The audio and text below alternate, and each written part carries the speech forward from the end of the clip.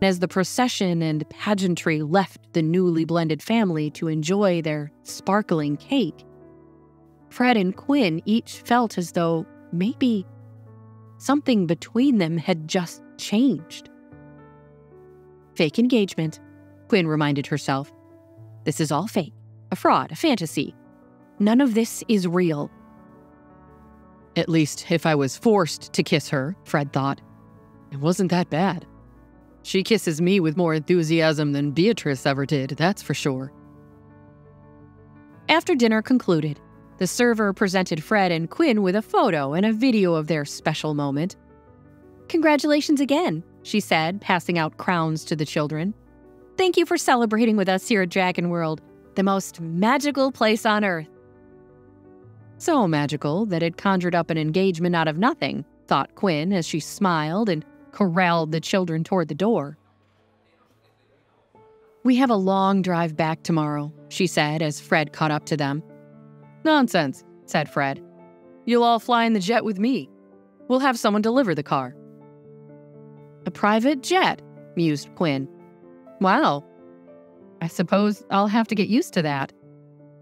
Yes, you will, he answered, giving her an impassioned look that shook Quinn to her very core. Oh, what was she doing? She wondered. Change the subject, Quinn. So, did you kids like your first trip to Dragon World?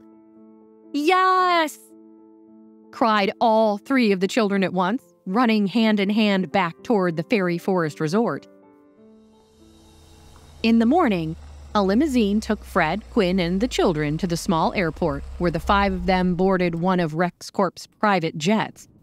The flight attendant gave the children coloring books to busy themselves, while Fred and Quinn each made the necessary phone calls to begin the arduous process of moving everyone to the penthouse and renting out Quinn's house.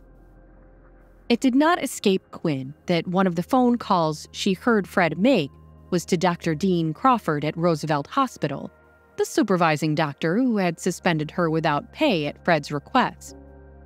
Please reinstate Dr. Quinn Murphy as soon as possible, he said into the phone. I'm satisfied that the entire situation was a misunderstanding. Please see that Dr. Murphy receives her payback, and also a raise, in apology for the incident.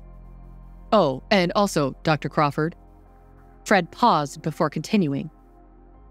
Note that Dr. Murphy and I are engaged to be married. Quinn heard Dr. Crawford laughing and loudly congratulating them, all the way from her own seat. Quinn felt a pang of nerves. Now her boss knew about their engagement too. She didn't love Fred running his mouth, but she figured that relationships also end all the time. When the moment came, they would also announce their split and move on with their lives. What harm could it do? By the time the jet was on the ground again, all the plans were underway. Everyone who needed to be notified had been told. 2 limousines showed up at the airport to greet everyone. One that would take Fred and Jake home, and one that would take Quinn, Sammy, and Danny home to where their nanny, Nora, was waiting to congratulate them. Back at the penthouse, Jake was so happy that Quinn was becoming his real mom. He had wished so hard every single day since he'd met her that this could somehow happen. And now his father had really done it. He'd asked Quinn to marry him. Jake wanted to do something nice for Fred, to show how thankful and happy he was that his father had granted this very remarkable wish.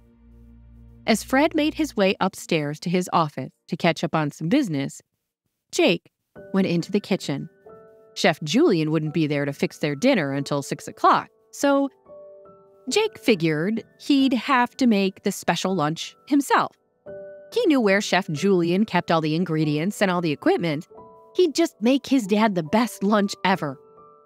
Jake got out the flour, the eggs, and the milk. He was going to make the crepes they so enjoyed. Chef Julian had even taught him how to flip the crepes. Today, he would surprise Fred by showing that he could flip them all by himself. He even took Chef Julian's big, floppy chef hat from on top of the refrigerator and placed it on his own head. It was a bit big, but it made Jake feel like a chef. 2 cups of flour, said Jake out loud to himself as he dumped the flour in and it went all over him and the floor. 4 eggs, he continued, not noticing how many eggshells found their way into the mixture. 2.5 cups of milk and 2 tablespoons of sugar. Yay! Even if Jake was making a sizable mess, he was having a lot of fun as he hoped to surprise his father. He turned on the burner in front of him like he'd watched Chef Julian do 100 times. Then, Jake put some butter into the pan and prepared to add the crepe batter. Just as Jake went to pour the crepe batter from the bowl into the buttered pan, his elbow knocked the pan. It flipped over, and the butter inside caught on fire. Jake yelped and flung his hands up into the air. As he did that, he knocked Chef Julian's hat off his head and into the tiny flame from the pan. But soon, that tiny flame became a bigger one, and the kitchen's fire alarm went off as the fire grew rapidly out of control. Hi, Quinn here, and if you're wondering what happens next, click on the link in the description to listen to the full audio series. You can also watch the next episode here in the playlist.